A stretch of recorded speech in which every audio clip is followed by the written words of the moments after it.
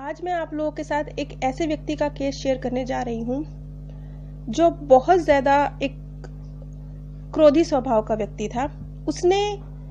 वो ब्रायन विस के पास प्रोग्रेशन थेरेपी के लिए नहीं आया था। ये वैसे ही एक केस था जो डॉक्टर ब्रायन विस के पास आया था। उस समय ब्रायन विस प्रोग्रेशन थेरेपी नहीं किया करते थे, लेकिन अगर वो ये देख पाता कि उसके जो वर्तमान में जो उसका इतना ज्यादा क्रोधी स्वभाव है उसका भविष्य में क्या परिणाम होने वाला है, तो वो बहुत जल्दी ठीक हो सकता था।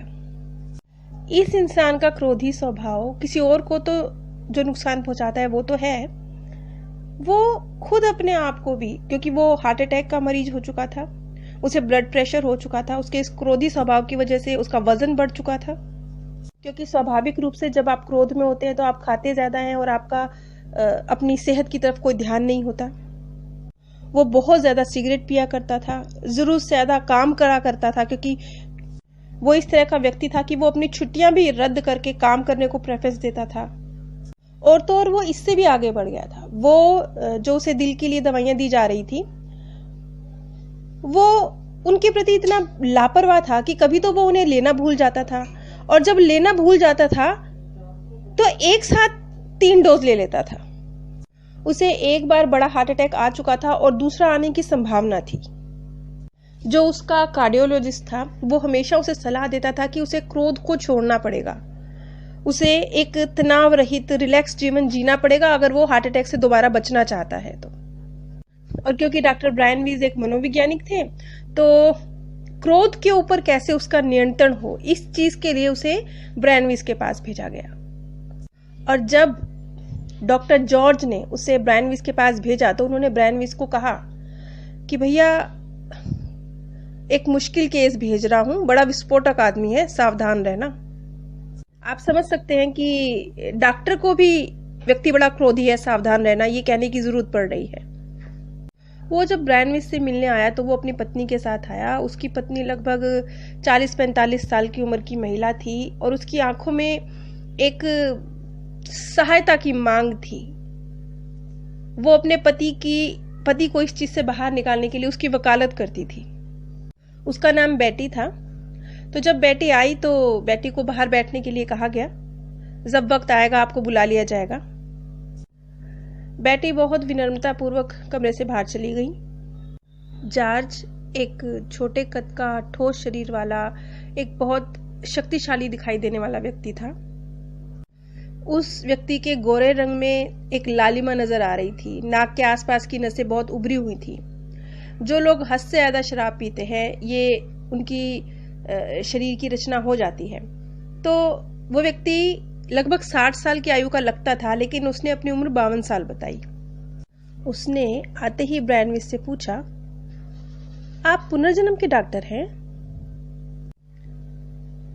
हाँ, मैं हूं। मुझे इस बकवास पर यकीन नहीं है। वो शायद ब्रायन विस को चेक करना चाह रहा था, उन्हें विचलित करना चाह रहा था, लेकिन अफसोस वो ऐसा कुछ नहीं कर पाया। ब्रायन विस का जवाब था, बहुत से लोगों को नहीं है।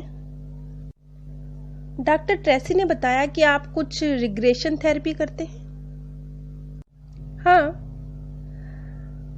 मैं उनको उनके पुनर्जन्मों तक ले जाता हूं। बुलशिट।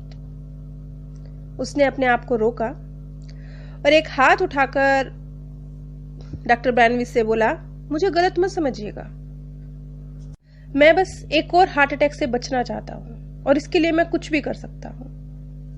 और कमाल की बात है, मैं पुनर्जन्म पर विश्वास नहीं करता, ये वो व्यक्ति कह रहा था, जॉर्ज, जिसे एक बड़ा हार्ट अटैक आ चुका था। और जॉर्ज को भी जब उसको हार्ट अटैक आया था तो उस समय एक उसका छोटा सा नियर डेथ एक्सपीरियंस हुआ था। वो कुछ इस तरह का था कि वो अपने शरीर से ऊपर है और वो एक नीले से रंग के प्रकाश से भरे हुए बादल की ओर जा रहा है।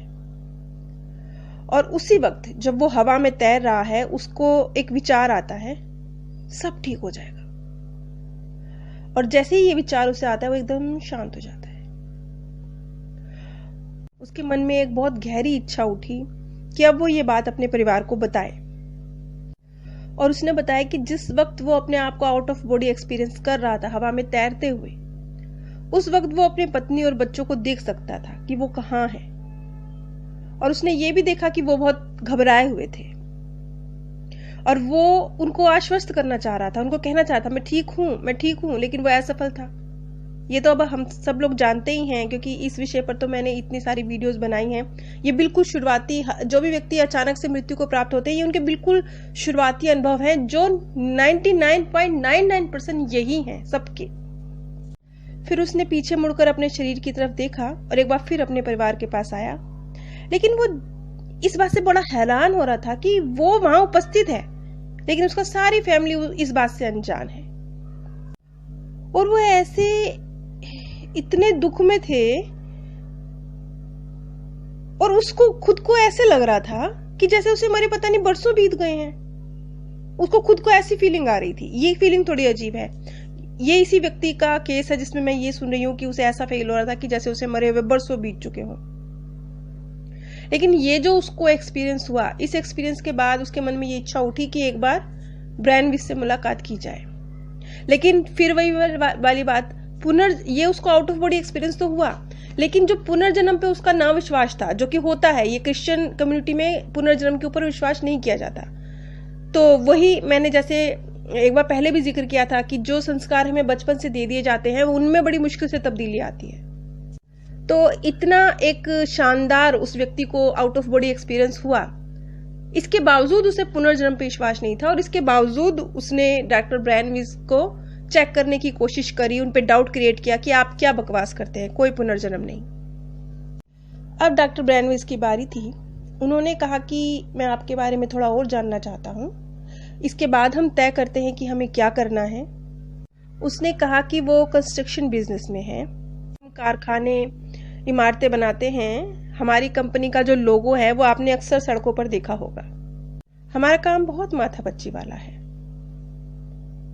लगातार एक दबाव सा बना रहता है काम का।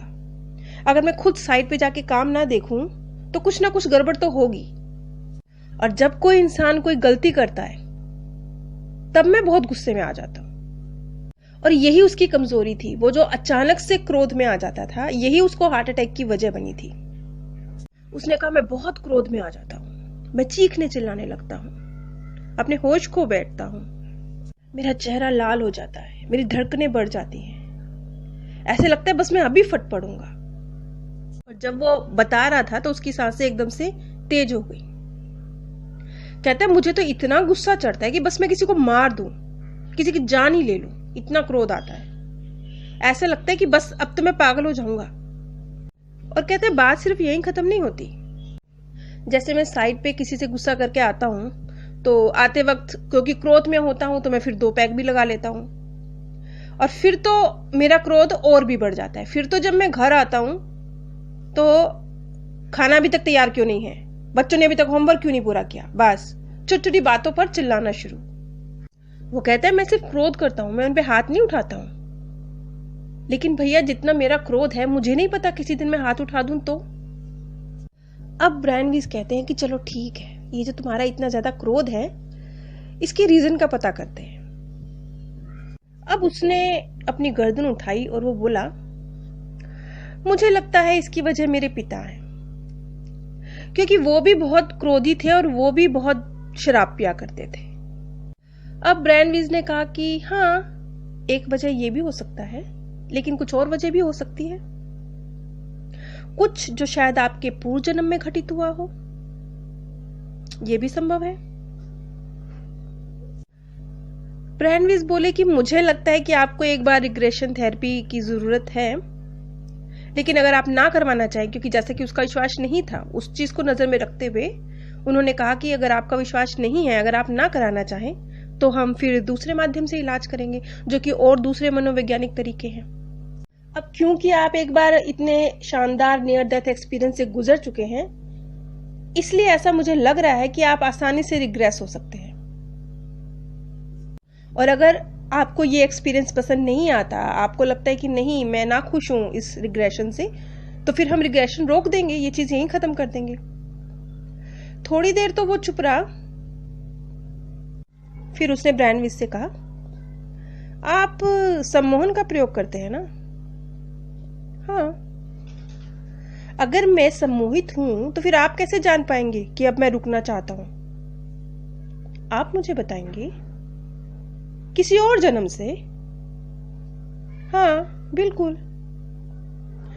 अब ब्रैनविस समझ सकते थे कि मन ही मन वो कितना ज्यादा अविश्वास प्रकट कर रहा है, लेकिन प्रत्यक्ष रूप से उसने यही बोला कि अच्छा हाँ ठीक है, कोशिश करते हैं। ये जो केस है इसका जिक्र through time into healing book के अंदर भी है। अब हम तो ये बात जानते ही हैं कि जो हमारी जन्मों जन्म की यादें हैं, इतना कुछ हमारे सबकॉन्शियस माइंड में स्टोर है, और कई बार ऐसा होता है कि वो जो सबकॉन्शियस माइंड की जानकारी है वो हमारे कॉन्शियस माइंड में आ जाती है, किसी भी वजह से आ जाती है। स्वप्न में आ जाती है, किसी घटना की वजह से आ जाती है, हमारे किसी विचार की वजह से आ जाती है। और जब वो आ जाती है तब हम उसे कहते हैं इंट्यूशन, दिव्य ज्ञान, कुछ भी कह सकते हैं। और जो हमारा ये सबकॉन्शियस माइंड है ये तर्क की भाषा नहीं समझता, ये स्थान को नहीं समझता, ये मानव निर्मित सीमाओं को नहीं समझता, ये इन सबसे मुक्त है। और वैसे हम लोग जानते ही हैं कि जब चेतन मन तार्किक रूप से किसी चीज को पास करके आगे भेज देता है, तभी तो वो हमारे अवचेतन मन में जाती है। तभी तो हमारा अवचेतन मन कहता है कि बस अब ये मैंने मान लिया, इस पे मुझे तर्क नहीं लगाना। क्यों? क्योंकि ये तार्किक मन को पार करके तो आया ही है। यहाँ पर ये बात याद रखनी है कि जो सम्मोहन है ये कोई सच उगलवाने वाली मशीन नहीं है, ये कोई सच उगलवाने वाली दवा नहीं है, और ना ही ये कोई टाइम मशीन है जिसपे आप सवार हो जाते हैं और अचानक से किसी और समय पे किसी और स्थान पर पहुंच जाते हैं। और ना ही ये आपका वर्तमान मन की कोई याद है।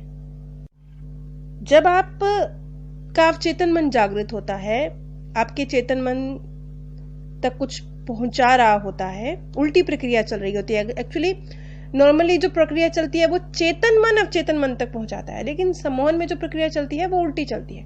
वो अवचेतन मन चेतन मन तक जानकारी पहुंचा रहा है। लेकिन ऐसा नहीं है कि चेतन मन बिल्कुल काम ही नहीं करता, शब्दों पर पूरा नियंत्रण होता है हमारा। यहाँ तक कि आपने जो मैनी लाइफ मैनी मास्टर की मेरी सीरीज सुनी होगी दूसरे चैनल पे, उसमें देखा था हमने कई जगह पे कि कैथरीन जहां चाहती थी कि वो ना बताए, एक जन्म में उसने एक वेश्या की भूमिका अदा करी थी तो वो नहीं चाहती थी ये बात बतानी, तो उसने इस बात को सम्मोहन से बाहर निकलने के बाद बताया था। उस वक्त उसने कंट्रोल कर लिया था और ये बात नहीं बताई थी। तो ऐसी बहुत सारी जानकारी है जो व्यक्ति यदि ना भी चाहे इस अवस्था में देना तो वो नहीं देता, वो खुद सेंसर कर सकता है। अब इस केस का और डिटेल में जिक्र मैं अगली वीडियो में करूंगी। डिस्क्रिप्शन बॉक्स और पिन कमेंट में मैंने अमेज़न का लिंक आप लोगों के साथ शेयर किया है। अगर आप उस लिंक का प्रयोग करते हैं तो आप बिना कोई धनराशि खर्चे भी इस चैनल को आर्थिक सहयोग दे सकते हैं, और इस चैनल को, इस ज्ञान को आगे बढ़ाने के लिए आपके सहयोग की बहुत आवश्यकता है। आप सभी पर परमात्म सौंदर्य, प्रेम और आनंद सदैव बरसता रहे। आप सभी दिव्य परम धाम में स्थान प्राप्त करें। आज मैं आप लोगों के